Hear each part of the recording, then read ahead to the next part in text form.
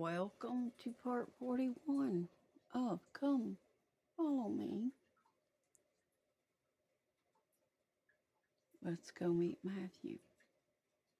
This is January the 14th, 2025 by man's calendar. And as I was saying, as I come out of part 40, do not ask why God is burning Hollywood. Evil men and seducers wax worse and worse. But because they do it through the geysers of entertainment, you don't even realize you're being deceived. You don't even realize. No evil thing will I set before me, but you don't realize it's evil because they come in under comedy or entertainment, like movies or music or plays or video games and such like, and you think, oh, well, it's harmless. Okay, yeah. That's what people thought for years about the Ouija board, too, and thought it was just a joke. Nobody even noticed that that pointer was a pyramid or anything like that, with the big eye in the middle of it for you to see.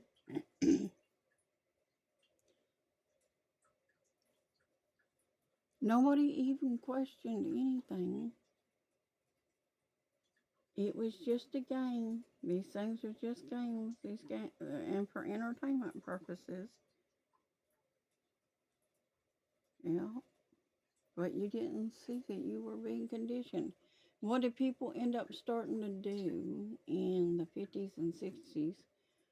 Mocking and modeling after these stars they seen on the big screen because they wanted to be like them.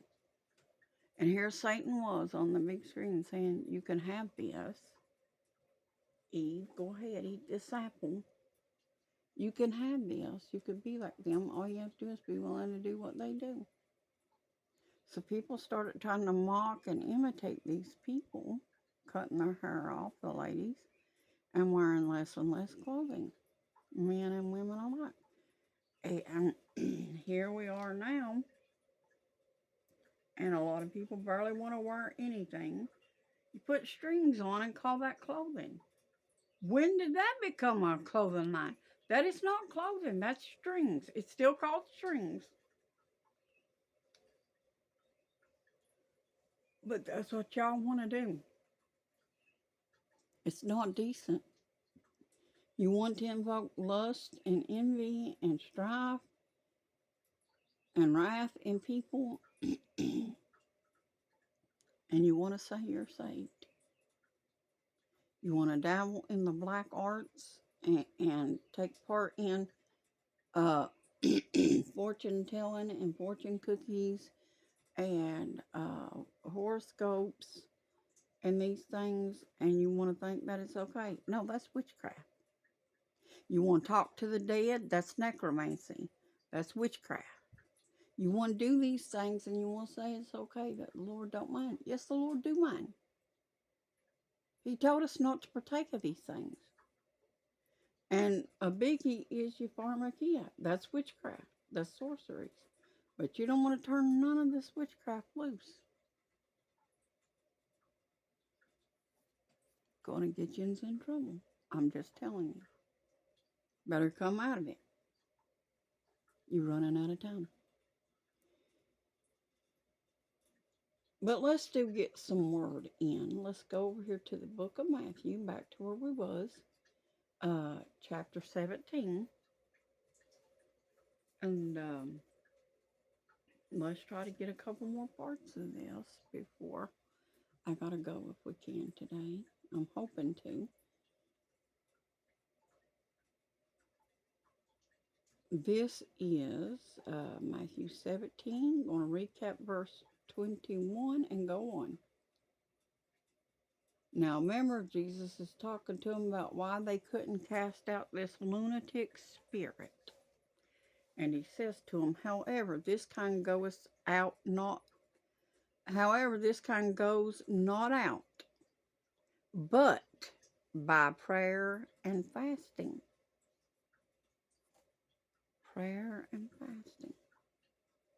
Do you even know what prayer is these days? So it's a discussion between you and God, not between you and the person that you're praying for, or the people standing around that might hear you pray. It's supposed to be a personal discussion between you and Jesus.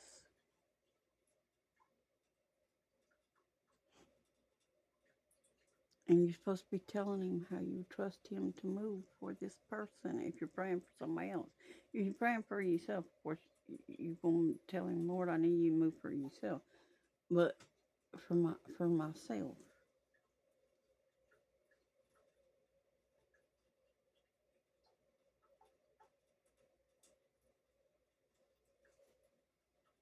and pray for people as hard as you would for yourself, or harder even.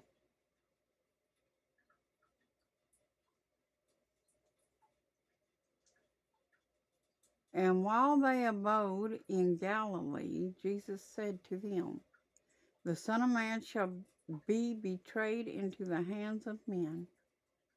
Here we go. And they shall kill him, and the third day he shall be raised again. Death had no power over him. He came back. Death has no power over you if you're a believer.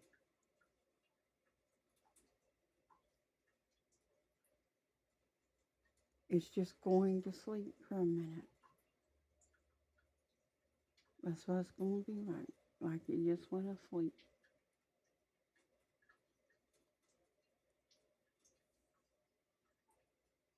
And they were exceedingly sorry.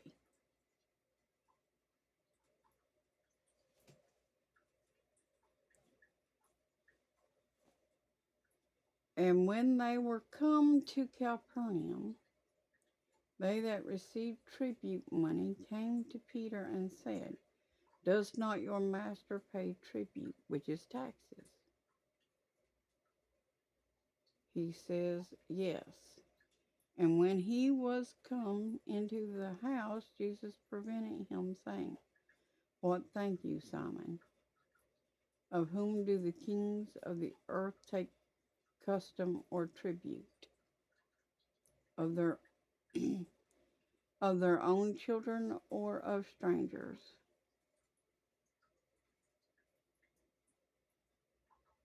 Whom do the kings of the earth take custom or tribute? Which means collection. Of their own children or strangers, which means foreigners. Peter says to him, of strangers. Jesus says to him, then are the children free? There's a good question. Are the children free?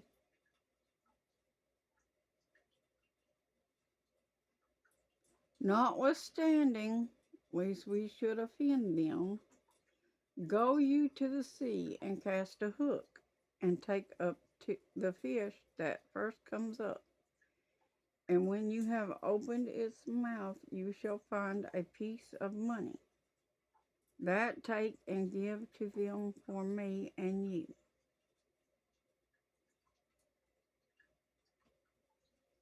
Pay their tribute.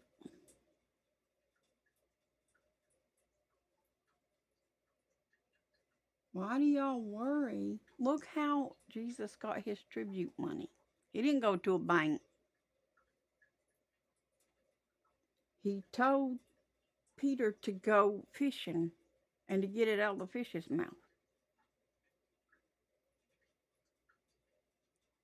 And Peter did.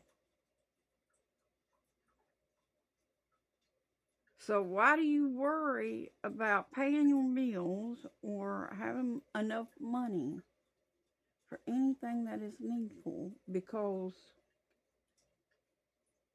the Lord can send you fishing. You don't have to go gambling and doing things that's wrong. and casting lots to get stuff. Don't let the devil lie to you. You'd be better to go fishing, even if you hate fishing. At least that won't get you in trouble with the Lord.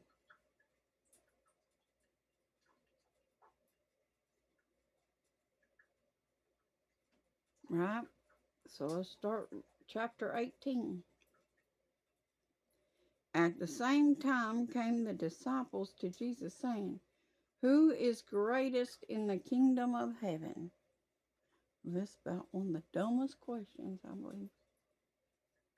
Why would you even ask that if you love people? Why would you want to be greater than your brothers and sisters? Why? If you love people.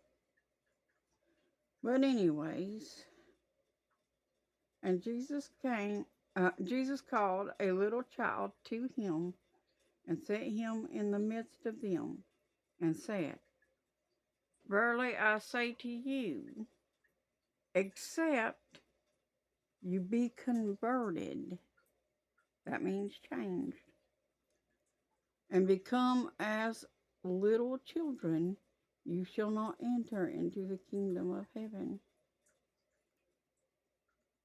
Little children don't care who's more important. They love purely, and they don't care about stuff like that. Who's greater or who's not.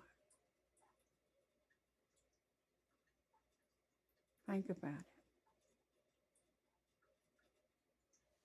It's not about that. Children just want to be loved and accepted. And they don't care who's the top of the totem pole, who's the leader. They just want to play together and have fun and love greatly.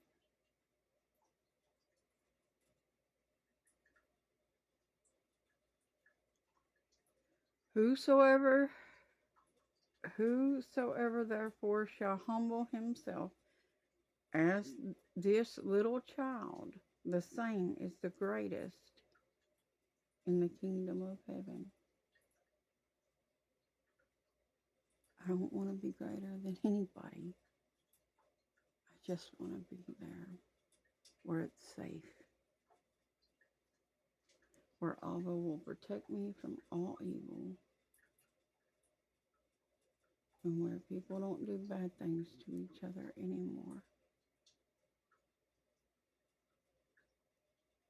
and where people just live in peace and harmony and love one another and have all things common.